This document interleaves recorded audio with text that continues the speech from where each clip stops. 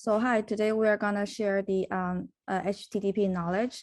The Hypertext Transfer Protocol, HTTP, is an application layer protocol in the Internet Protocol Suite model for distributed collaborative hypermedia information system.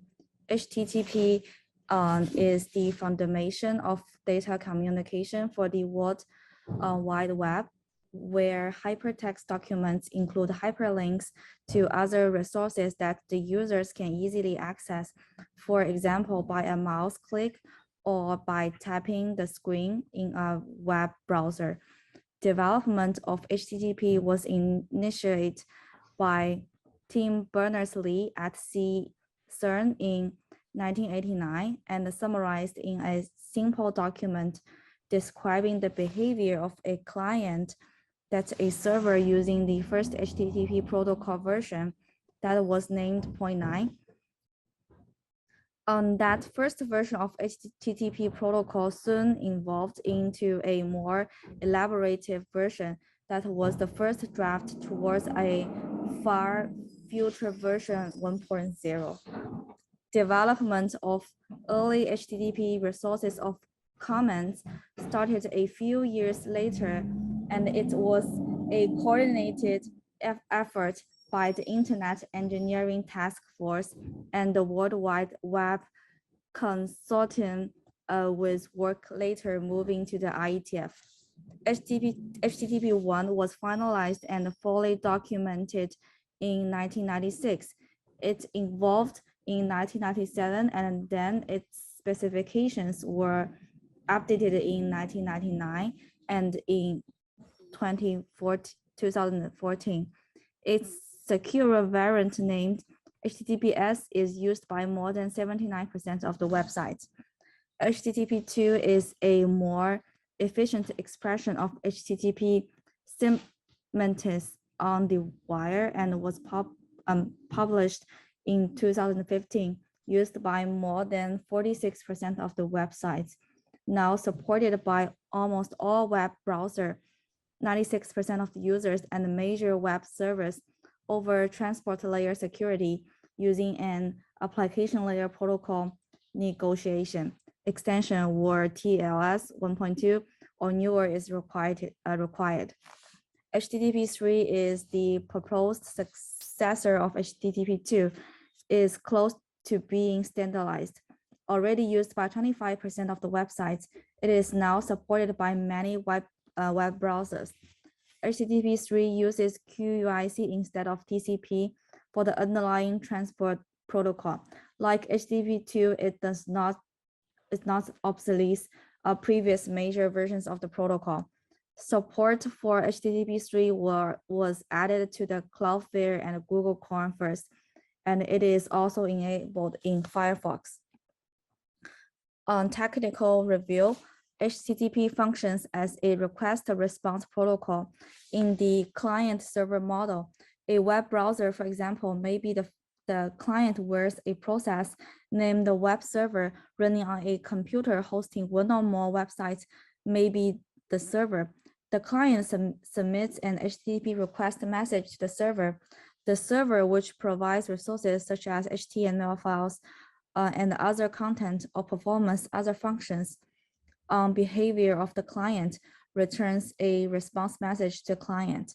The response contains completion status information about the request and may also contain request content in the message body. A web browser is an example of a user agent. Other types of user agents include indexing software used by search providers, voice browsers, mobile apps, and other software that access consumers or displays web content. HTTP is designed to permit intermediate network elements to improve or enable communications between client and servers. High traffic websites often benefit from web cache servers that deliver content on behavior of upstream servers to improve response time. Web browser cache previously access web resources and reviews them. Whenever possible to reduce network traffic, HTTP proxy servers at private network boundaries can facilitate communication for clients without a global routable address by relying messages with external servers to allow intermediate HTTP nodes to accomplish their functions. Some of the HTTP handlers are managed hop by hop, whereas other HTTP handlers are managed end to end.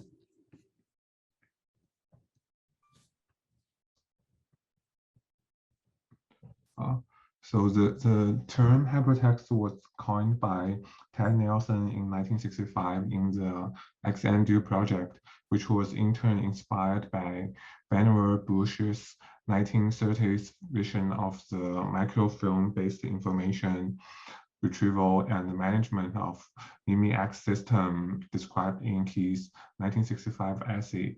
As we may think, and Tim Berners-Lee and his team at CE are credited with inventing the original HTTP along with HTML and the associated technology for a web server and a client user interface called web browser.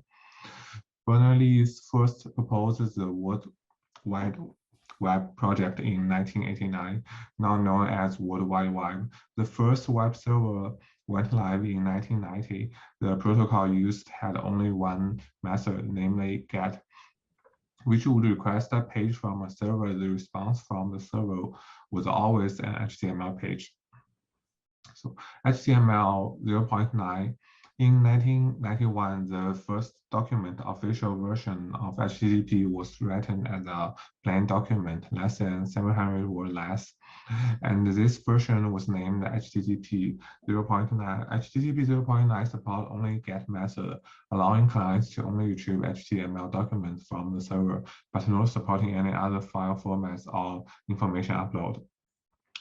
Since 1992, a new document was written to specify the evolution of the basic protocol towards its next full version. It supports both the simple request method of the 0.9 version and the full GET request that included the client HTTP version.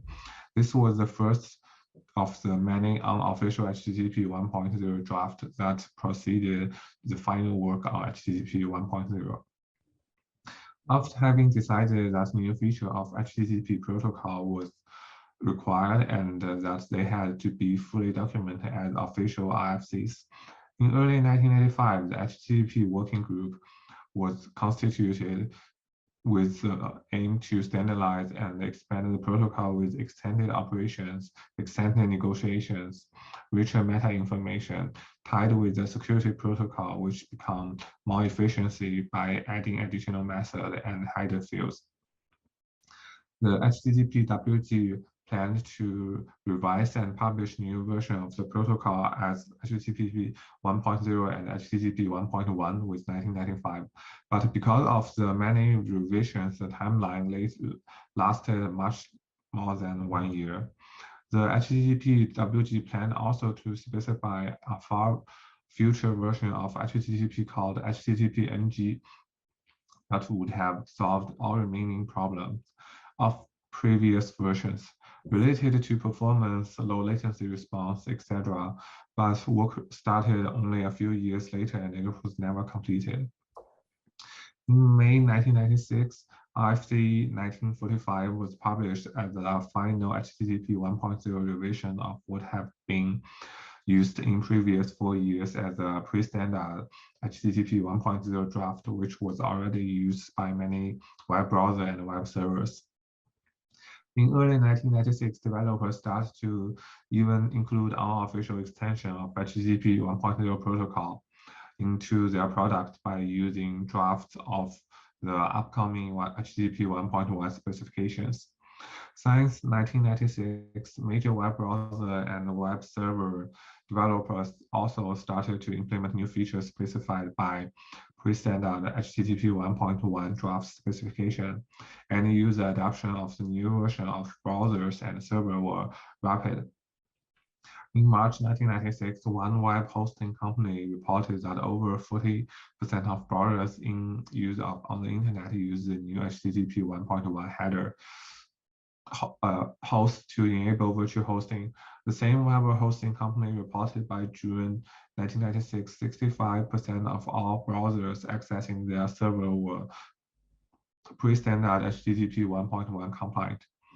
In January 1997, RFC 2068 was officially released as HTTP 1.1 specifications. In June 1999, RFC 2616 was released to include all improvements and upload based on previous HTTP 1.1 specification. Resuming the old 1965 plan to previous HTTP working group in 1997, an HTTP-NG working group was formed to develop a new HTTP protocol named HTTP-NG. A few proposal drafts were produced for the new protocol to use multiplexing of HTTP transaction inside a single TCP/IP connection. But in 1999, the group stopped its activity, pausing the technical problem to IETF.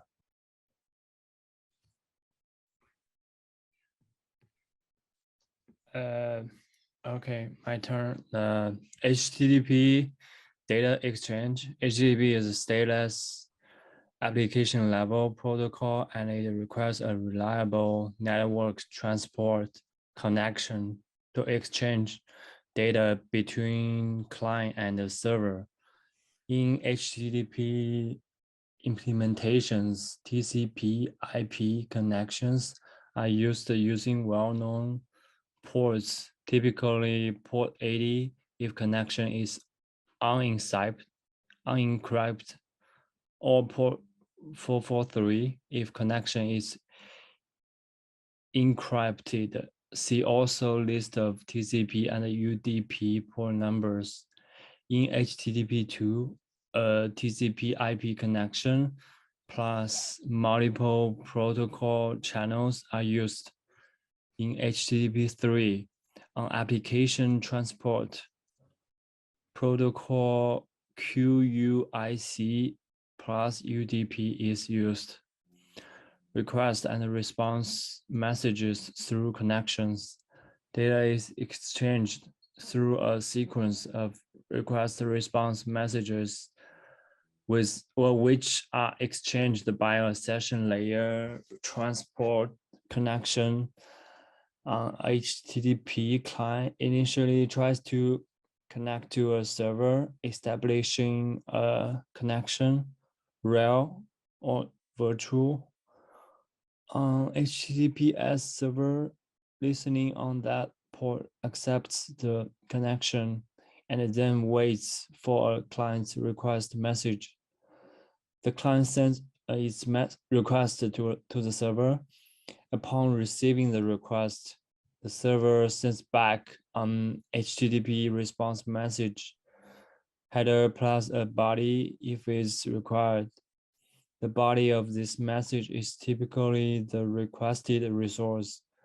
Also, an error message or other information may also be returned at any time for many reasons.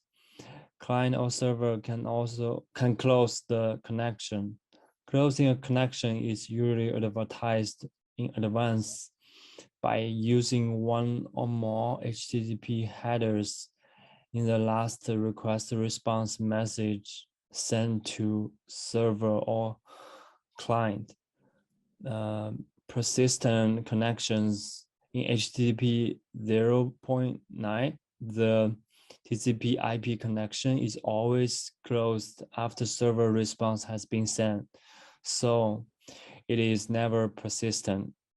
HTTP 1.0, as stated in RFC 1945, the TCP/IP connection should always be closed by server after a response has been sent. And in HTTP 1.1, a keep alive mechanism was officially introduced so that a connection could be reused for more than one request response. Such persistent connections reduce request latency perceptibly because the client doesn't need to renegotiate the TCP three-way handshake connection after the first request has been sent. Another positive side effect is that in general, the connection becomes faster with time due to TCP's slow start mechanism. HTTP 1.1 added also HTTP pipelining in order to further reduce lag time when using persistent connections by allowing clients to send multiple requests before waiting for each response. This optimization was never considered really safe because a few web servers and many proxy servers, spatially transparent proxy servers placed in internet intranets between clients and servers, did not handle pipeline request properly. They only served the first request, discarding the others. They closed the connection because they saw more data after the first request, or some proxies even return response out of order. Besides, this only head and some GET requests could be pipelined in a safe and idempotent mode. After many years of struggling with the problems introduced by enabling pipelining, this feature was first disabled and then removed from most browsers, also because of the announced adoption of HTTP2. Okay, that's it.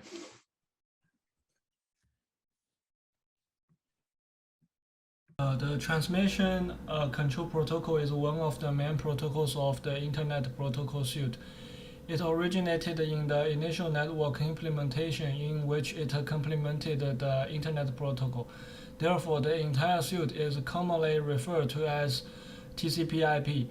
TCP provides reliable, ordered, and error-checked delivery of a stream of oscillate between applications run on hosts communicating via an IP network. Major internet applications such as the World Wide Web, email, remote administration, and file transfer rely on TCP, which is part of the transport layer of the TCP/IP suite. SSL TSL often runs on top of TCP. TCP is connection-oriented, and a connection between client and server is established before data can be sent.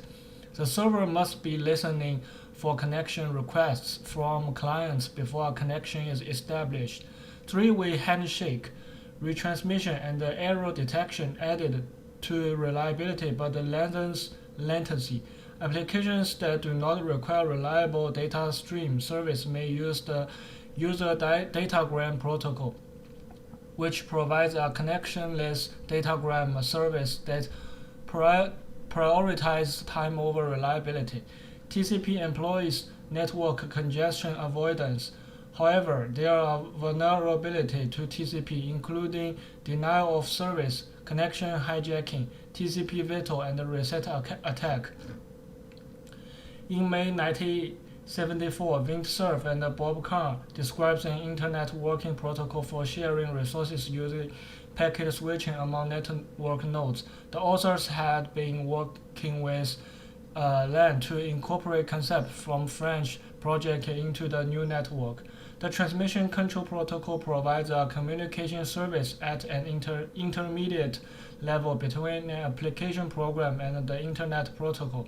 It provides host-to-host connectivity at the transport layer of the Internet model. An application does not need to know the particular mechanism for sending data via a link to another host, such as the required IP fragmentation to accommodate the maximum transmission unit of the transmission medium. At the transport layer, TCP handles all handshaking and transmission details and presents an abstraction of the network connection to the application, typically through a network socket interface. At the lower level of the protocol stack, due to network congestion, traffic load balancing, or unpredictable network behavior. IP packets may be lost, duplicated, or delivered out of order. TCP detects these problems, requests retransmission of lost data, rearrange out of order data, and even helps minimize network congestion to reduce the occurrence of the other problems. If the data still remains undelivered, the source is notified of this failure. Once the TCP receiver has reassembled the sequence of oscillate originally transmitted, it passes them to the receiving application. Thus, TCP abstracts the application's communication from the underlying network details.